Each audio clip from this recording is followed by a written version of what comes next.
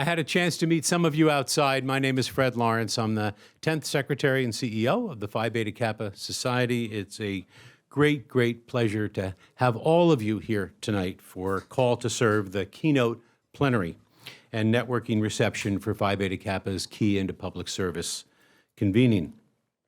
Let me start with a couple of acknowledgments. This event was made possible tonight through the generosity of the Gray Foundation, our good friends John and Mindy Gray of the Gray Foundation and their CEO Dana Zucker, who have been great supporters of public education in the city of New York and of convenings like this one. So we're grateful to John and Mindy and to Dana for their support. Since 1776, say that again slowly, since 1776, almost 250 years ago, Phi Beta Kappa has championed education in the liberal arts and sciences. We have advocated for freedom of thought, free inquiry, academic freedom, free expression. And as the nation's first and premier academic honor society, we do this because we believe that the arts and sciences are vital to a self-governing people in a democracy and to a flourishing culture. Many notable Phi Beta Kappa members have shaped the course of the nation through our country's history. Today, there are Phi Beta Kappa members in every branch of government, federal and state, and you take your place in those that have been inspired by the ideals of Phi Beta Kappa with an interest in serving the nation and healing the nation. The Society would like to extend our deep appreciation to all of the panelists and members gathered here tonight who will share their expertise, their experience, and pursuit of excellence in commitment of the public good. You all visibly demonstrate the value of pursuing careers with purpose, with meaning and impact, and you are an inspiration for the current students and recent graduates, and may I just say, when you listen to their questions, they will be an inspiration for you. I'm particularly grateful to Senator Michael Bennet and his team for helping us make this evening happen here at the Capitol Visitors Center. And while I'm doing acknowledgments, I'm going to embarrass one member of my board, Dr. Ron Crutcher, who is joining us tonight representing the Phi Beta Kappa Senate and Executive Committee. And he's thinking at this point, just don't say, please come up and say a few words. And don't worry, Ron, I'm not. But Ron Crutcher, thank you for being with us and for everything you do for higher education and to support Phi Beta Kappa. I also want to take a minute to recognize the 20 remarkable recipients of our 2024 Key into Public Service Scholarships, awards of $5,000 for liberal arts and sciences majors with a demonstrated interest in public service. These accomplished students stand out for the breadth and depth of their intellectual curiosity, their community engagement and commitment to others, even among the more than 700 applicants from Phi Beta Kappa chapter schools that we received. Service scholars, would you please stand and be recognized?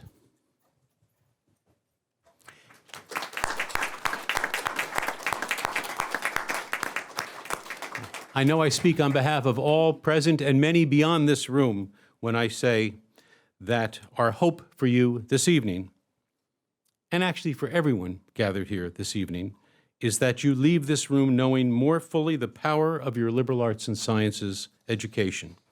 As you will hear shortly from our panelists, Phi Beta Kappa members demonstrate time and again that excellence in the liberal arts and sciences opens doors to meaningful, productive, and engaged lives as citizens.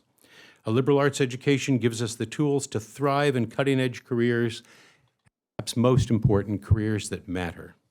Congratulations to you, to your families, to your mentors, and to your institutions. And now, it is my happy task to turn our program over to our moderator, Stephanie Lai. Stephanie is national politics reporter with Bloomberg News, where she is covering the 2024 election. I'm sorry, there's nothing relevant that you get to work on. She previously wrote about Congress for the New York Times as part of the 2022 fellowship class. She was also a ProPublica Emerging Reporter Fellow and a recipient of a White House Correspondents Association scholarship. She interned as a real-time reporter with the Wall Street Journal on the Metro desks with the Washington Post, the LA Times, and the Philadelphia Inquirer. So she has, if you've listened to that whole list of credentials, followed local, state, and federal public service quite closely, and done so at the highest level. She earned her degree in political science and government with Phi Beta Kappa distinction at Columbia University, where she also served as the news and investigations editor of the Columbia Daily Spectator, which is, if I have this right, the second oldest continuing operating student daily newspaper in the country. And we're not going to talk about the Harvard Crimson tonight. We're going to talk about the Columbia Spectator. She's demonstrated a continuing passion for history, civics, and education as the 2024 Next Gen Leader of the White House Historical Association. Please welcome Stephanie Lai.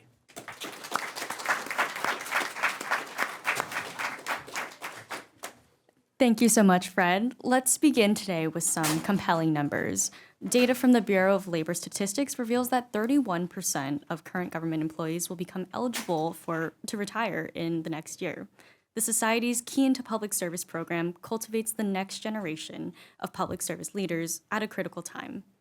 Our panel this evening has kindly agreed to provide specific tips and suggestions for liberal arts and science students, recent graduates, and young professionals like yourselves interested in launching in public sector careers. Just as a reminder, they are speaking tonight about their individual experiences and not on behalf of their agencies. So first we have Dr. John O'Shea. He's the scientific director of the National Institute of Arthritis and Musculoskeletal and Skin Diseases at the National Institute of Health. NIAMS encompasses basic and clinical research related to immunology, autoimmunity, rheumatology, dermatology, muscle biology, and orthopedics. He also serves as a Senior Investigator and Chief of the Molecular Immunology and Inflammation branch, studying cytokine signaling transduction. Dr. O'Shea is a Phi Beta Kappa graduate of St. Lawrence University, where he majored in biology and received his medical degree from the University of Cincinnati. He has also authored more than 350 publications, received numerous awards, including the U.S. Public Health Physician of the Year and election to the U.S. National Academy of Sciences and Medicine, and co-founded the NIH-Oxford Scholars program. Dr. O'Shea also applies his creativity to playing a variety of instruments in a rock band made up of fellow NIH scientists called the Affordable Rock and Roll Act, ARRA. Next, we have Sherion Scott, and she is a trial attorney in the U.S. Department of Justice's Civil Rights Division, Employment Litigation Section, where she files cases to fight unlawful discrimination in the workplace. Ms. Scott joined the Civil Rights Division in 2021 through the Attorney General's Honors Attorney Program, and prior to joining the DOJ, she clerked on the United States District Court for the Eastern District of Louisiana and worked as a Skadden Fellow at the Advancement Project National Office, supporting local community organizations on issues like voting rights and criminal legal system reform. Ms. Scott earned a bachelor's degree with Phi Beta Kappa distinction at Rice University, where she majored in sociology and studied abroad at the University of the Sorbonne. She received her law degree from Washington University in St. Louis, where she wrote for the Journal of Law and Policy, served as president of the Public Service Advisory Board, and volunteered as a court-appointed special advocate. Further highlighting her commitment to education, Ms. Scott also taught second graders as a Teach for America Corps member. And lastly, we have Mana Yakubian. She's the vice president of the Middle East and North Africa Center at the United States Institute of Peace. There, Ms. Yakubian previously served as a senior advisor on conflict analysis and prevention with a focus on Syria, Lebanon, and Iraq, as well as the executive director of the congressional-appointed Syria Study Group. Prior to USIP, she served as deputy assistant administrator in the Middle East Bureau at USAID, special advisor at the Stimson Center, and as the North Africa analyst in the Bureau of Intelligence and Research at the U.S. Department of State. Ms. Yakubian earned a bachelor's degree in public policy with Phi Beta Kappa honors at Duke University and an MPA in international development and Middle East politics from the Harvard Kennedy School. She was also a Fulbright Scholar in Syria and held an International Affairs Fellowship with the Council on Foreign Affairs, and she's currently a CFR member. So please join me in welcoming our wonderful panelists.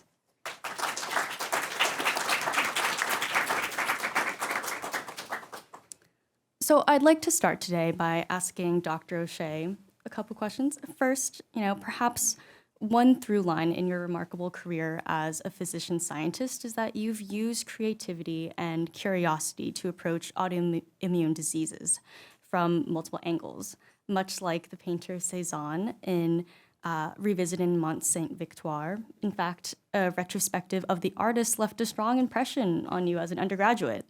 And so for the students who hope to follow in your footsteps, how did your arts and sciences education help inform how you think about scientific research? Right. So I'll try.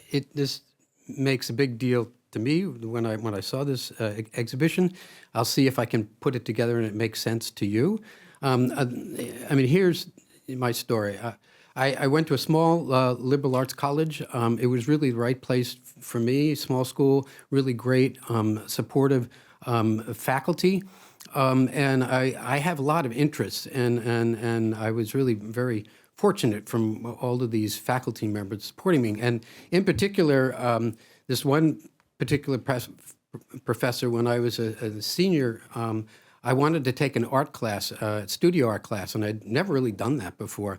And so he encouraged me, and in that class, with lots of people who had done lots of art, we were supposed to come up with a class project. And I came up with this idea of a conceptual art, sort of Dada-esque, Banksy-ish, whatever the adjective would be. And I came up with this idea that we could all get together and make sculptures. And I created this artist who was tremendously controversial, so much so that she was not allowed. My idea was her name was Madeleine de la Forêt, like Marcel Duchamp, and she was not allowed to come to the United States because she was just so controversial. So we advertised this, and everyone was very disappointed that she couldn't come because she was. But of course, we made all of the sculptures, and it was a big hit. And my professor at the time was really quite excited by my creativity and my enthusiasm of getting together this team. And he encouraged me to take a painting course, again, much to my surprise that he thought I actually had any talent. But then we spent a lot of time talking about putting a piece of art together and thinking about the subject and how you might look at it in very different ways with very different techniques, et cetera, et cetera. And that always stuck with me because, as you sort of heard, what I've been doing for the past 30 years is I'm a cytokine biologist, biochemistry of cytokine signaling.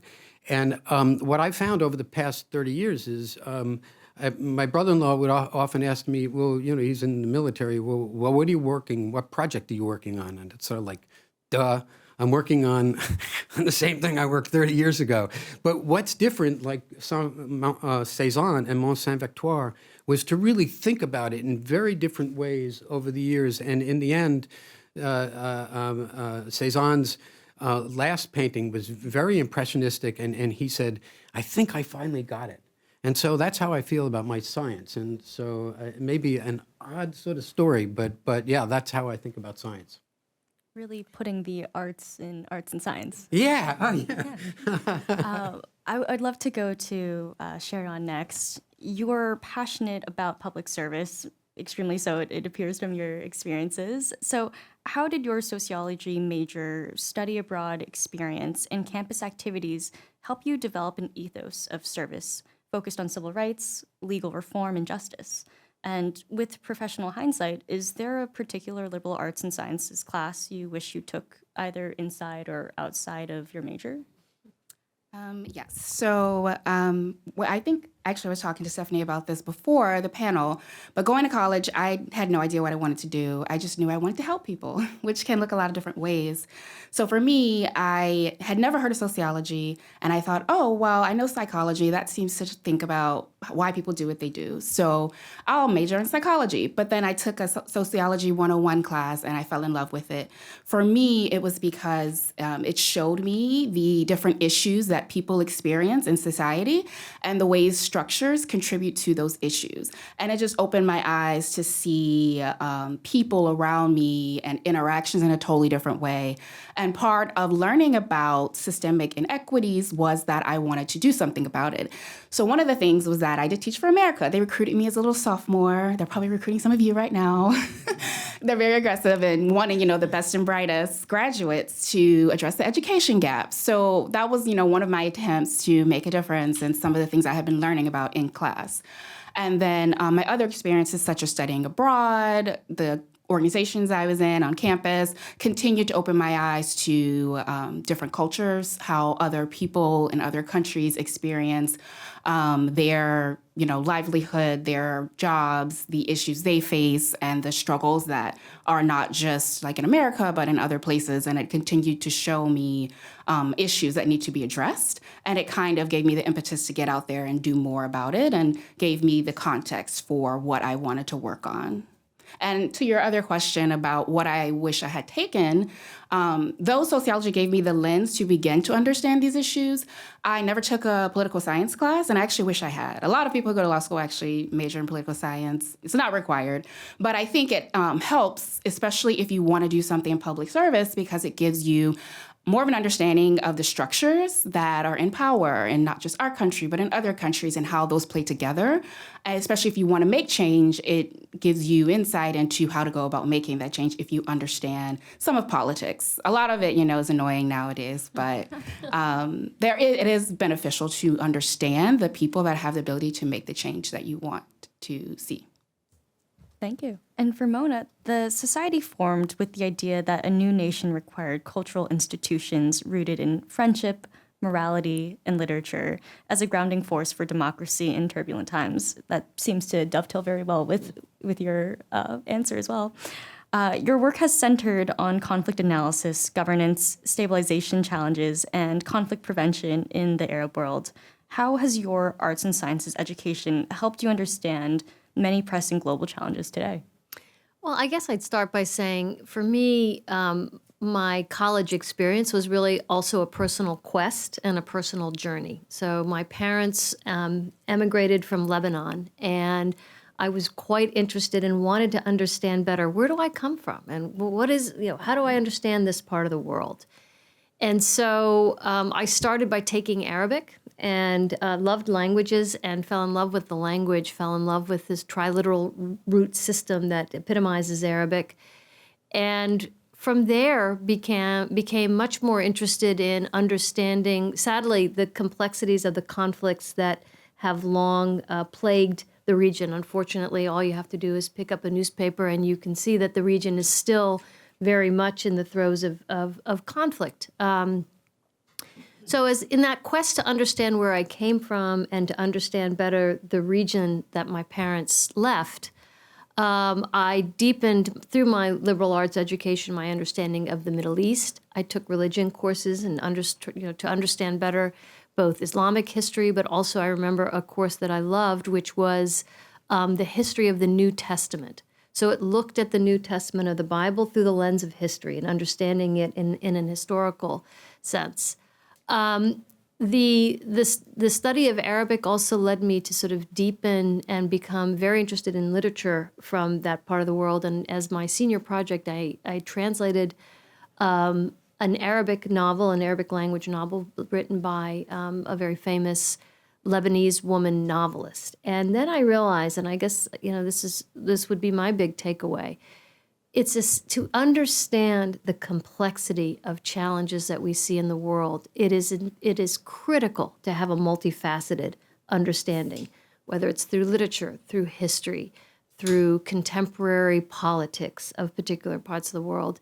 Like Sherian, I too had this feeling like when you see a problem, you want to address it. You want to figure out and John as well, how do I make things better? How do I get at these problems? And my public policy major also helped me quite a bit in that, and gaining critical thinking skills, understanding policy analysis and how U.S. policy is made or not. And so I think it was a combination of all those things. And then the last thing I'll say, because I understand there are quite a few, most of you are all undergrads, I made lasting relationships with professors. And so the professor of religion who taught the Islamic history class I took ended up performing my wedding rites. And his wife was my Arabic professor and stayed very close in touch with both of them. And lastly, I loved college because it also gave me writing skills that I would say are essential for anyone going into any career. That professor was a journalist who had left Lebanon because it was in the throes of a really dangerous time for journalists. Her name's Robin Wright. Sometimes if you turn on the TV, you might see her.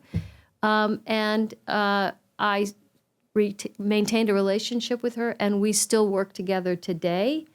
I don't even know how many, maybe 40 years from when I first met her, 30 years, at the U.S. Institute of Peace. Amazing.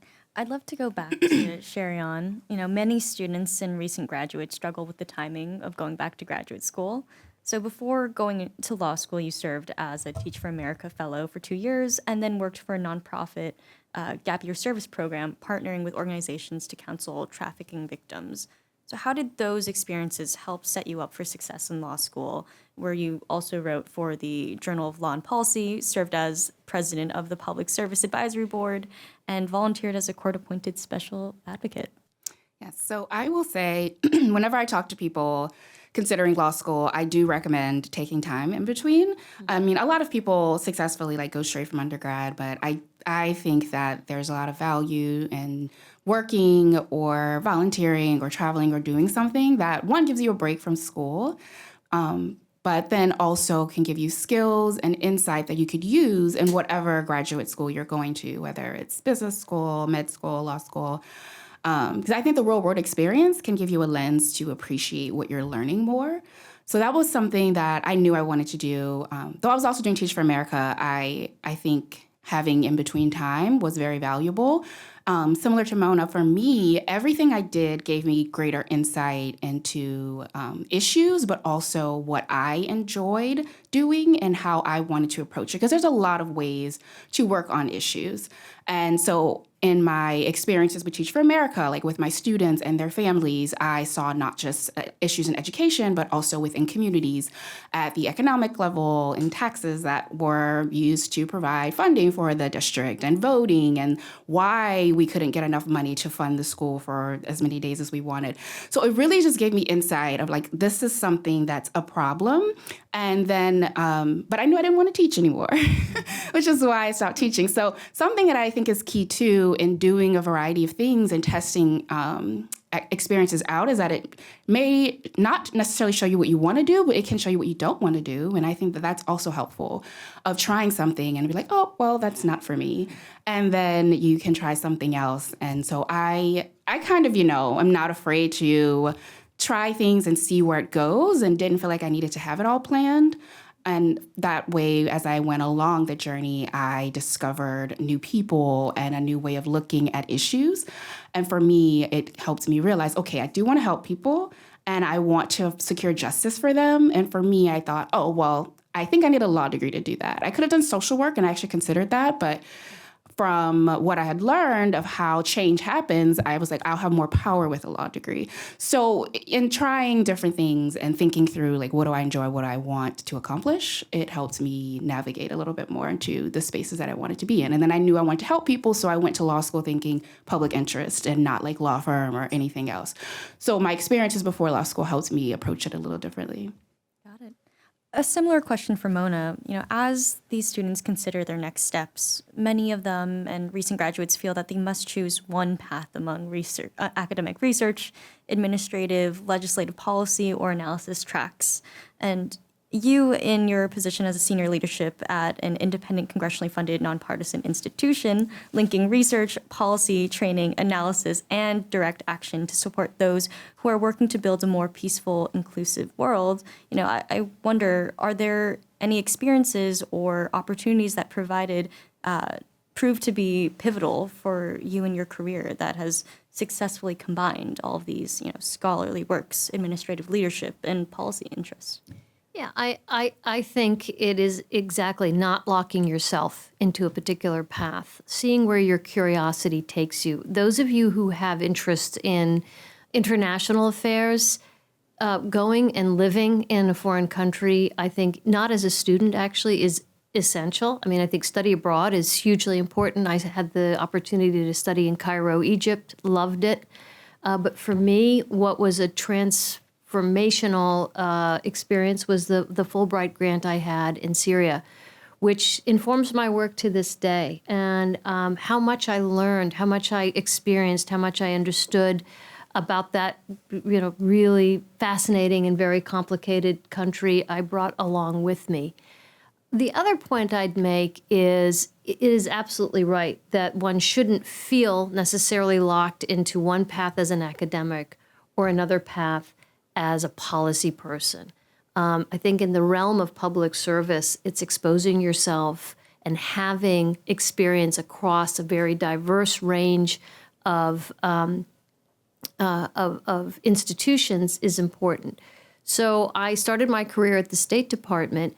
Part of the way through, I took advantage of what was called an International Affairs Fellowship, and that allowed me to actually leave government for a year and go work in a think tank and sort of in the academic realm and spend a year actually reflecting on the work I had done thus far, researching and writing a longer piece. I will say I enjoyed it, but I also realized, I really love the hands-on problem-solving nature of working in public service and working for government. So while I enjoyed the time and I was enriched by it, it also gave me an appreciation of what I missed and what I love about public service and how I'm so excited to see this room filled with people of your generation. You are the hope for us going forward. And I, as someone who's embarked on a career of public service, cannot recommend it more highly as I think probably one of the most gratifying career paths you can take, and to feel that you are trying to make a difference and that you have relevance in a world in which there's no shortage of problems and challenges to address is, at least it has been for me, one of the most gratifying aspects of the work that I do. And I work in a pretty depressing part of the world, but nonetheless, the fact that I'm up every day working with colleagues who share the same interests and that we are really putting our heads together to try to think through how to solve these incredibly intractable conflicts and problems gives me great sustenance. Got it. And for Dr. O'Shea, you came to the NIH as a fellow. You then served as a commissioned officer in the U.S. Public Health Service and later started your own research group in the National Cancer Institute before becoming the NIAMS scientific director. Today, that might seem like a linear professional trajectory, but I wonder if you might talk to us about some of the professional challenges, unexpected twists, or even failures that played pivotal roles in your public service career. And how did you balance having personal grit during those tough times with professional adaptability? All good questions. Definitely lots of bumps in the road and this sort of thing, for sure. But my story, in a way, it will sound like it's very linear, that when I was in high school, I had a teacher who taught a class in biochemistry, and he was just great. And he was such a great teacher that I actually did well in the class. It's funny how that works, Mm-hmm. And then I went to my physician for my before I went to college for the entrance. And he said, well, what do you want to do? And I said, I want to be a biochemist. And he said, no, don't be a biochemist. You should be a doctor. And actually, my father was a cop in New York City. And it sort of never occurred to me. It was like, you be a doctor, you can be an astronaut. I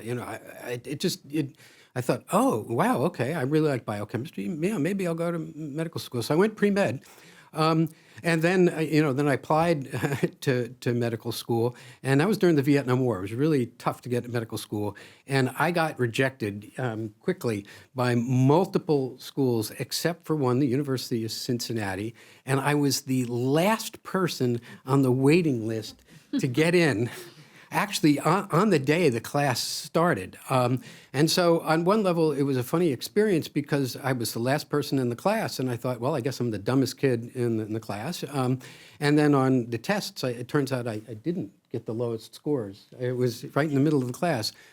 And then at some point, during my clinical years, I saw a patient who had septic shock, and the attending who was telling me about this patient sort of explained the pathophysiology of septic shock. But at the time, we didn't know any of the things that we know now about cytokines.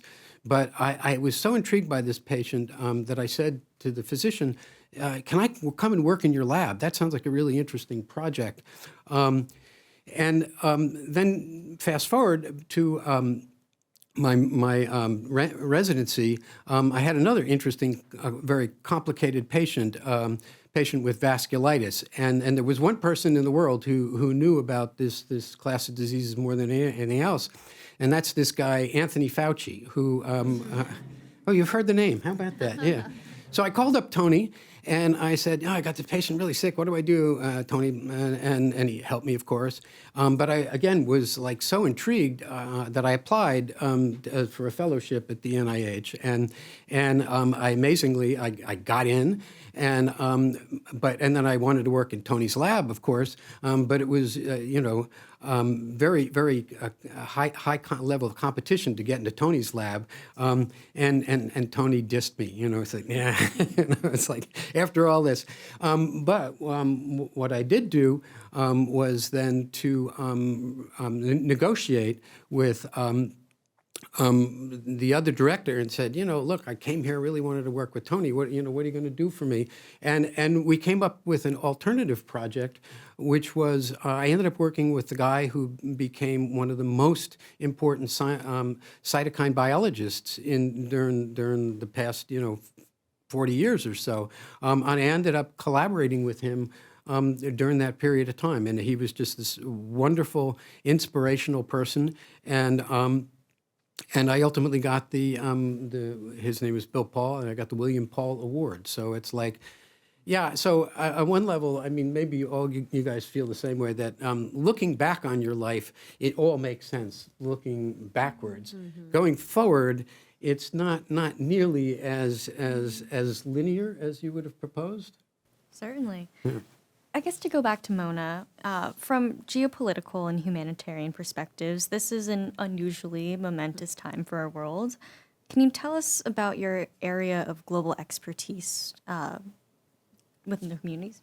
Yeah, so my area of focus for quite some time has been Syria, Lebanon, Iraq, and really trying to understand the dynamics that are propelling the many challenges that those countries face. I will say, I guess, I have, as a Middle East expert, and this is important too, I've exposed myself and kind of developed expertise in a broad range of countries and subregions in the Middle East. So I started in the State Department, by the way, through something that I would highly recommend you, if you are interested in public service, you should, after your graduate school, look at something called the Presidential Management Fellowship, or PMF.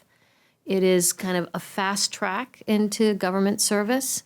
It used to be called the Presidential Management Internship when I did it, and they got smart fast, and it's now called a fellowship. But that afforded me the ability to go from graduate school straight into government and the State Department, and kind of a fast track, relatively speaking, in civil service.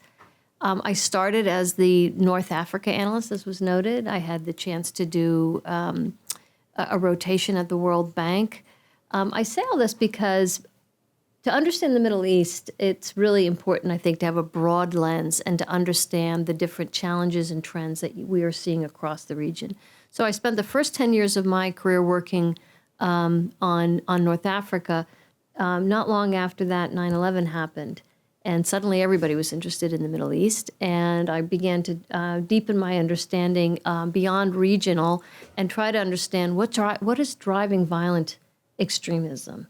And actually with a colleague, John, you might be interested in this, we worked on something called the epidemic model of understanding the spread of violent extremist thought. And so we took interesting insights from the spread of disease, and this was a while ago, and applied it to what accounts for the spread of violent extremism, that these things don't happen in a vacuum, and sort of looked at all kinds of things around vectors and contagion theory, and it all became actually quite relevant as we watched later on the Arab uprisings, and frankly a world in which I think we're seeing the infectiousness of ideas and what that looks like.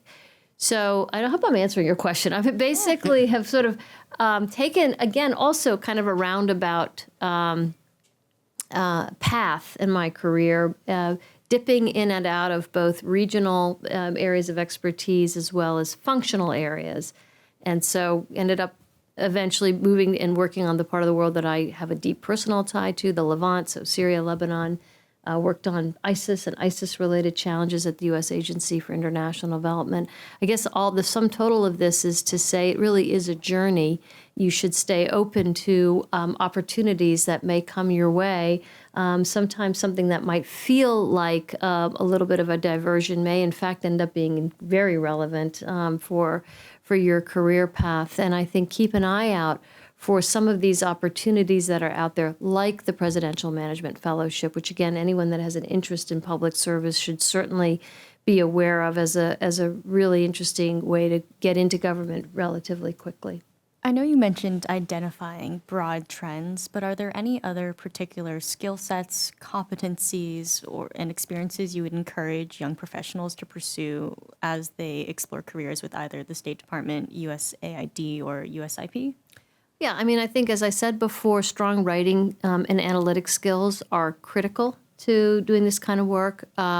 Working on oral presentations and briefings, I think, also super important. Being able to, all of which, by the way, comes with liberal arts education, but being able to absorb lots of detailed information and then be able to distill it into its essence, into its key points. I do think if you're interested in a career in international affairs, it's critical to have a second language and maybe even a third. It's also critical to have experience living out in the world, and I think in particular developing a regional expertise is super important. Got it. And going over to John now, public service can often bring unexpected opportunities. As a part of the Affordable Rock and Roll Act, who once opened at the Kennedy Center for Stevie Nicks with former NIH Director Francis Collins, who led the Human Genome Project. Yes. Can you talk to us about the role of music in your work and your connections? Yeah, it worked out well, Yeah, so I've been in bands ever since I was a teenager, and music is, I don't ever think of myself as being a great musician, but I just love music. And so from when I was a medical student, I decided to learn how to play mandolin, and medical school, pretty stressful, but it really, really was a great outlet. When I was an intern, I learned how to play Celtic fiddle. Again, just took lessons, and I didn't really have time for it, but it was a great relief. But then coming to the NIH, I started up with bands again, and as it turned out, I had all the equipment in my basement, and I have a drum set in the basement, which is really important for rehearsals and the like. And Francis Collins came to town, and he really wanted a band. He's a really great musician, and my basement ended up being is still the place where we rehearse. And the Kennedy Center gig was really fun because not only did we performed Kennedy Center, but Whoopi Goldberg was the MC, and Babyface. I remember chatting with him backstage.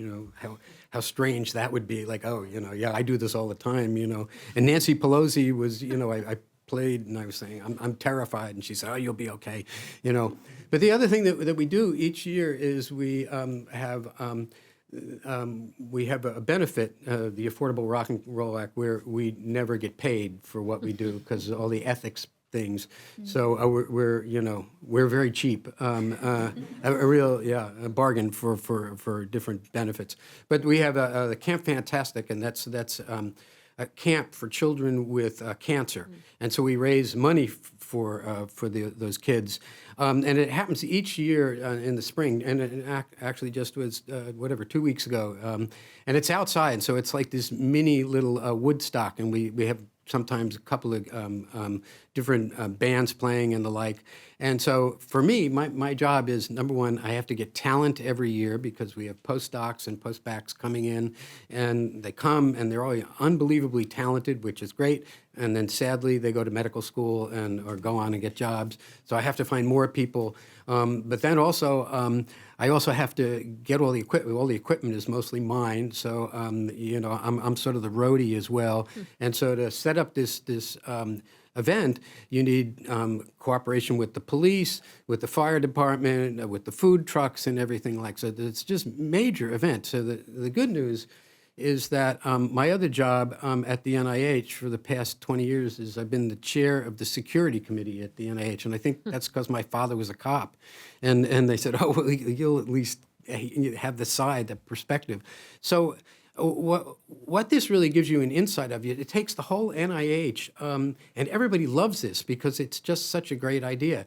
But it's almost a metaphor for a big, complicated institution such as the NIH is really important, to know the police, to know for everything to work. So it really is this amazing thing that the music really, it brings people together, and it's just I'm really thankful. Got it. And over to Sherry-Ann. Given your experience with the Justice Department Civil Rights Division through the Honors Program and as a trial attorney with the Employment Litigation Section, you've filed cases to fight against unlawful employment discrimination. What are some of the toughest problems and decisions you've handled in putting these cases together? And what do you wish you knew before you started your position? Yeah, so I think something I didn't fully appreciate before starting in the Civil Rights Division is the tension between the limits of the law and the human element. As a civil rights lawyer, you're usually meeting with someone who feels like they have been wronged in some type of way, and they're looking for a solution. And unfortunately, sometimes the law doesn't allow you to give them the outcome they desire.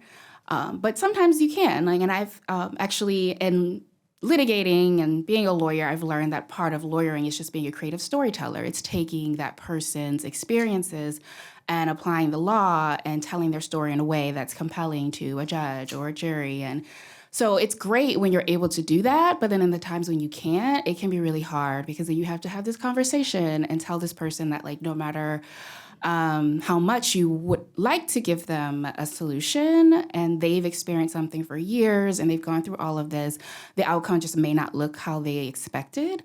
And so those conversations can be really hard. And I don't think they ever get easier, but something that helps is holding on to the times when you were able to get that outcome, and sometimes even giving a person a settlement or a solution that they weren't even expecting. Because oftentimes people just want to be heard. I've also learned that, and just giving them a voice and a time to share what happened to them, for some people is enough. And then when you're like, oh, you get money too, then it seems like a bonus. So in the times when it works out really well, it encourages you in the times when it's hard and something didn't work out. Thank you.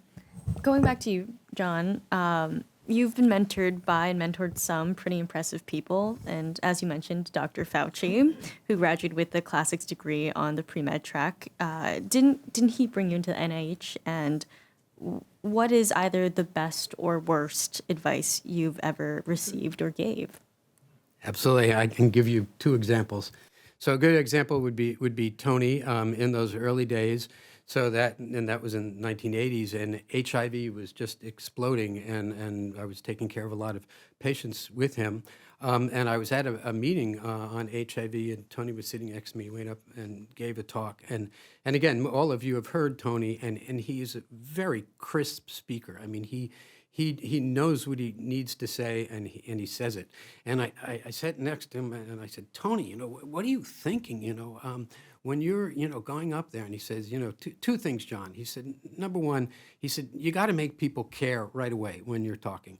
And then he said, the next part is really, don't really be thinking about the audience, and don't oversimplify, or don't go into all the details that are not needed in these sort of things. And I must say, in my group, when the scientists who work with me, whenever they're practicing their talks, I say, this is Tony's advice. This is who are you talking to? And then the other part is the bad advice that I'll just tell you is my boss at the time, I was in NCI, and I was as a tenure track investigator. And I went to a meeting, and this is sort of what you hope happens at scientific meetings, is you have one of these epiphanal moments. You're sort of thinking, the work is not going so great and everything, and then you go, I've got it. And I came back home, and I said to my boss, I've got it. If I really want to understand the biochemistry of cytokine signaling, yada yada yada, I need to clone my own kinase genes. It's before the human genome, and I said, this is what's really going to launch my career. And he said, no, don't do that. Don't do that at all. And he said, hey, have you cloned genes before? And I said, no. And so I ignored him. And then I went up for tenure that year, and I thought, wow, I'm really doing great. And they turned me down. They said, you're all over the place. You don't. But it was one of those things that I really was very confident that I was right. And it turns out I was right. I mean, it was really the thing that launched the rest of my career. And it is one of those things that, everyone else is telling you, don't do this, don't do this, don't do this. And then at some point, it's guts, no glory. And now, if you were right now in my lab, I might do exactly what my boss said, is no, be conservative, don't. But it really was one of those things that really made my career. So bad advice, but it's also good advice, but I had to really do what I thought needed to be done. Got it. And Sherry on, as someone who... Oh, I finally did get tenure, by the way. I left out that part. An important conclusion. Sherry on, as someone who's previously engaged in community-based work, do you still have opportunities to build authentic community connections in a large federal agency? And what advice would you give to students as they strive to build their own communities within, or their own connections within their communities? So I do think that the civil rights is doing a good job of trying to center the people who live in communities in the work, because our purpose is to enforce the rights of individuals that are looking for a just life or access to opportunities. And one of the ways that we know the issues is by talking to the people that are experiencing them. So there are opportunities to have like community forums and go with groups that are advocacy groups leading on something, and ask them, like, what are you seeing? What are you experiencing? What are the issues that you believe need to be addressed? And taking that back and figuring out, well, what can we do to help? So I appreciate that I've seen my colleagues try to center those voices, because that's like key to community work, and something that I would encourage people looking to do community work is just being authentic. Because at the core is relationships and getting to know people. People in communities often especially with like sometimes the government, they might not have the best impression of like DOJ, but showing them that you care about them as a person and asking them for their perspective, not imposing yours, centering them and giving them agency, I think a lot of times also empowers people, not just to trust you, but if you could give them agency and working in the solution, like being a partnership in the work. That's what I did at my last job, was partnering in the work and not just imposing our ideas. So agency, relationship, and authenticity, I think, are key in that. And really asking questions and not assuming, I think, is important too. Got it. And Mona, last question for you. What do you wish every public servant knew about crisis prevention and conflict management before embarking on a public sector career? In a way, ignorance is bliss. I think a lot of times some of these crises can be so daunting that one like goes to work, looks at it, and says, forget it, I'm going home. I think it's really important to sort of think about challenges in very bite-sized pieces and to approach each day. And again, as I said, I've worked on some pretty thorny ones. I've started at USAID just as ISIS had taken over a third of Iraq and Syria, dealt with the Syrian refugee crisis emanating from the conflict in Syria into Lebanon. Honestly, if you look at those holistically, they really do seem so daunting that you really almost want to just throw your hands up and walk away. So I think breaking things down into bite-sized pieces, taking each day, thinking about what are the small wins that I can look for today, and also, frankly, looking well beyond the usual sort of cast of characters or the usual suspects, stretching your net really wide, working collaboratively across all kinds of different communities and expert groups, I think can make a huge difference. And I think that's sort of the approach one needs to take in a complex world. Got it. Well, we'd like to give some of you the opportunity to ask a brief question for one or all of our panelists. If anyone's, let's see, is there a microphone or anything, or should we just repeat it? Okay. Yeah, let's just start here. Hello, thank you so much for sharing your experiences. Hello, thank you so much for sharing your experiences and time today.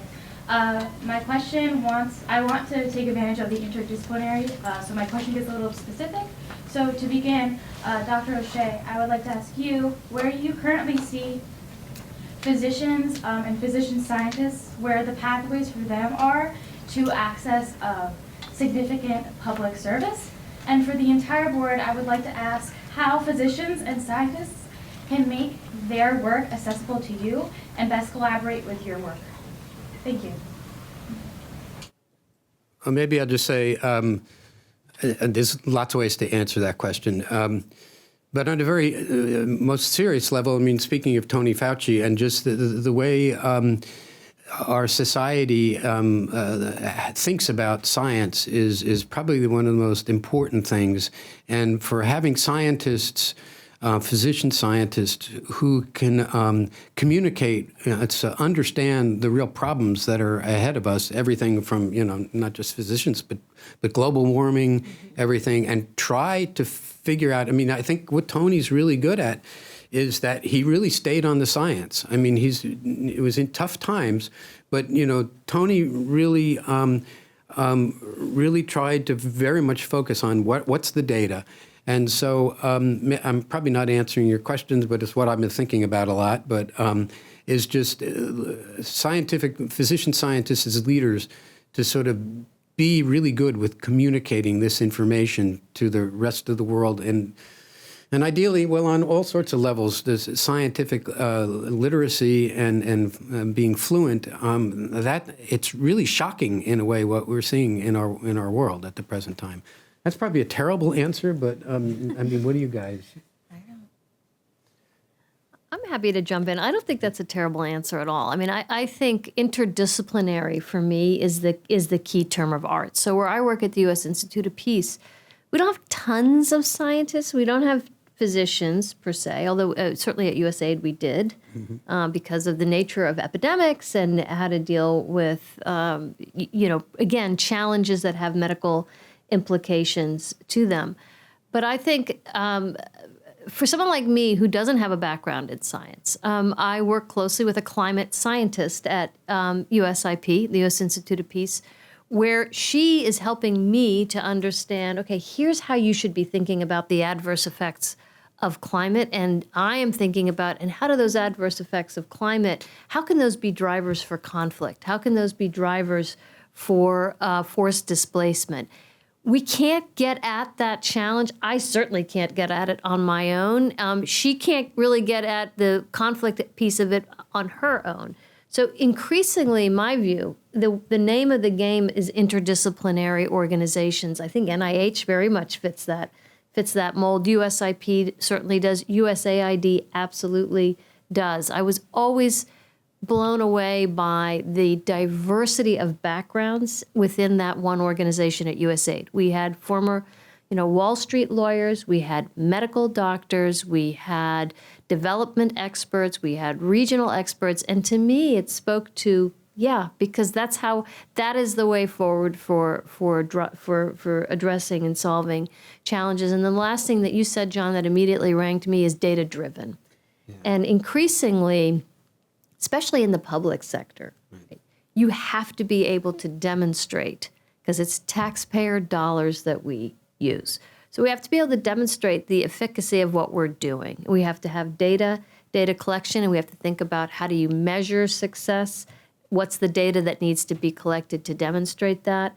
And so again, increasingly, I think we're seeing these very sort of hard science-y types of approaches that are immediately then becoming integrated into and very relevant to the work that we do at USIP. Anything else to add, Sherian, or shall we move on? They had great answers. Got it. Here, it's second one. Hi, thank you all for speaking to us today. Very inspirational messages from all of you. So I would say that when considering public service, I feel like for a lot of us, we have to choose between doing public service, which obviously we feel a lot of the impacts and we feel a lot of it's good for the heart, versus going into like the private sector, which is obviously a little good for the wallet. And so I just want to know if any of you guys ever felt that tension, if you had ever had that concern, and how did you handle that? Well, I'll just go, but by all means, jump in. Yeah. I mean, once you're very successful at what we do at the NIH, there's a lot of options to go. So, we didn't talk about this that much, but I've been sort of involved in these whole class of drugs and worked very closely with Pfizer. Needless to say, I got offers that, I used, different logarithms to explain the salary that I would have gotten, But on one level, there are two things. I wonder, at one point I asked Francis, I said, I got this offer to go to Pfizer, and what do you think? And the first thing he said, it's gonna ruin the music for you, John. But on one level, very seriously, I actually find this job way more fun than most of the jobs I hear about. I mean, I really sort of feel like I'm doing something that's really important for society, and it really is fun, and then I get to play in the band. But Do you have anything to add? I do, but I'm betting you absolutely do as someone who went to law school and had to make that. Yeah, I definitely have encountered it, because when you go into law school, a lot of people are seeking to work at a firm, which pays crazy amounts of money, even to like first-year students. And I hesitated because I don't know if I have the best answer of why you should choose public service. I mean, obviously it's rewarding, but for me, I guess it's like a personal value. Like, I knew I want to make change, and that to me was more important than the money. And to be honest, I don't think there are some jobs in like government that probably pay better than you may expect. So it's not necessarily like you won't be able to like make a decent living, and there's good benefits. So there are some perks, and you can weigh that. But for me, I just knew that I wanted to do work that couldn't be done in the private sector, especially in, I don't know, it's not fair because some law firms allow you to do pro bono work, and there are ways to do public service too, even in private sector spaces.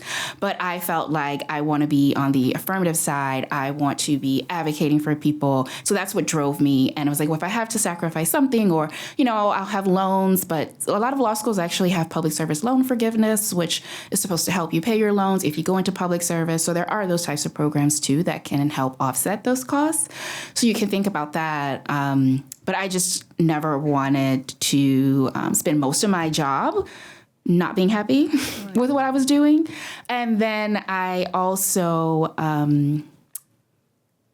felt that for me, it was worth it to every day look forward to what I was doing. So I was gonna say it was like a personal choice, but there's some things that you can do to mitigate it too, like finding some jobs that might pay a little bit more, or public service loan forgiveness and things like that. So I think you'll hear a through line here from the three of us, because I sort of, in the same way,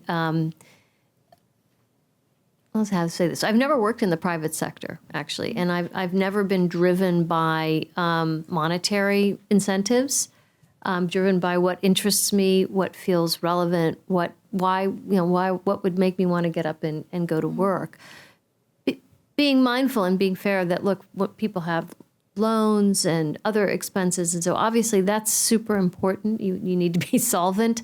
But I guess for me, and I was grateful for your question, because I think it's really important to be driven by what turns you on, what makes you excited, by what makes you feel good about what you're doing, and less about the salary. I mean, obviously, we all have to survive, but I have found that being driven by monetary incentives has not ever played significantly for me, and I haven't looked back on that. And I'm super grateful for having a job that feels meaningful. Any other questions? Let's see. Perhaps in the back, white shirt.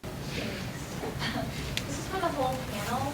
When it comes to retention in public service, that's something I wanted to ask about. I'm someone that burned myself out of public service, and I felt like I was in it for a while, but hadn't seen any results that were rewarding in a sense. And so what can be done to retain people of our generation, especially Gen Z, growing up on like TikTok, 6-second videos, instant gratification, what can be done to retain people in public service, because I was weak and I quit. I'm happy to jump in on that initially. So burnout is a huge issue in my field. Humanitarians, people that work on conflict, it is very real. And on that, I think it is actually important to live a balanced life. And I do often encourage my staff to not only to take leave, but actually be on leave and not, come on to calls, and frankly, try not to email and do all that. So part of it is just living a balanced life. But I think your question is also deeper, because you're asking maybe not only how to both attract and retain Gen Z into the public sector. And I think it really does stem around what is the way to sort of catalyze what I hope is an instinct amongst all of you in this room to want to make a difference. And the old school way of doing it that I came up in may not be relevant to your generation. And I think part of it is on, folks like us who are much further along, to be thoughtful and pull folks up in the way and hear you in the way you want to be heard.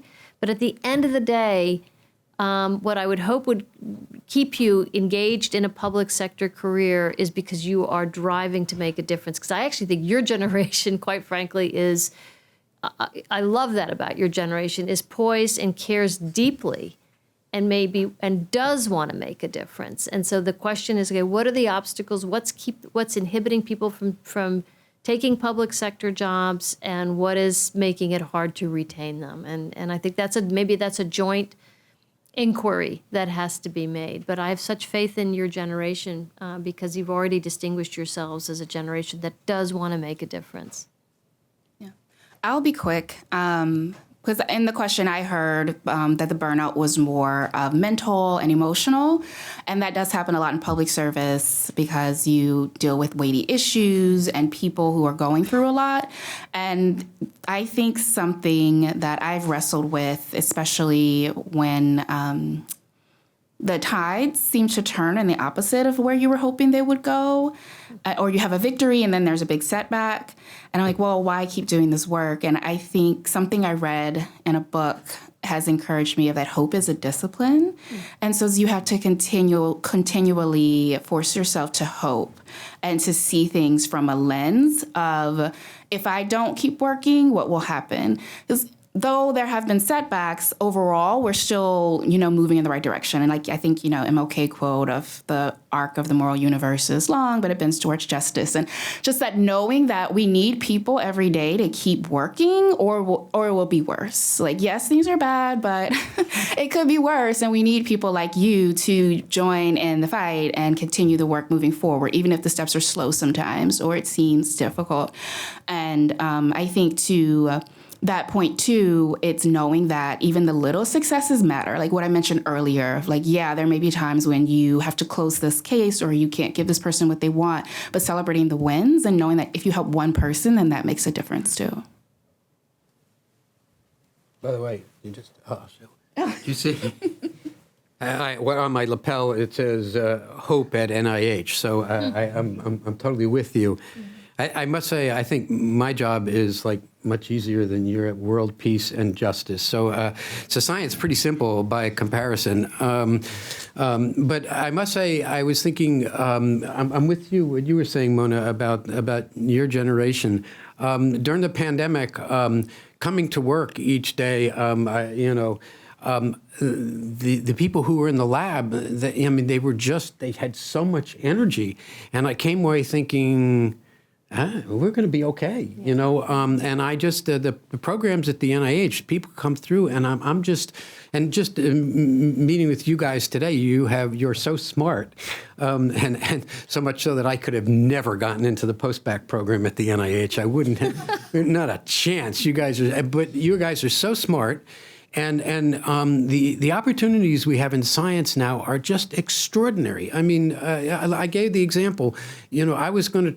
My goal on whether I'd get tenure or not, whether I succeeded cloning this one crummy gene in the genome, and now we have the whole genome, and you are already thinking about how we're going to use the genome to think about diversity issues and problems, and I think the opportunities are just enormous, and so there's lots of things that are kind of not, they're kind of imperfect.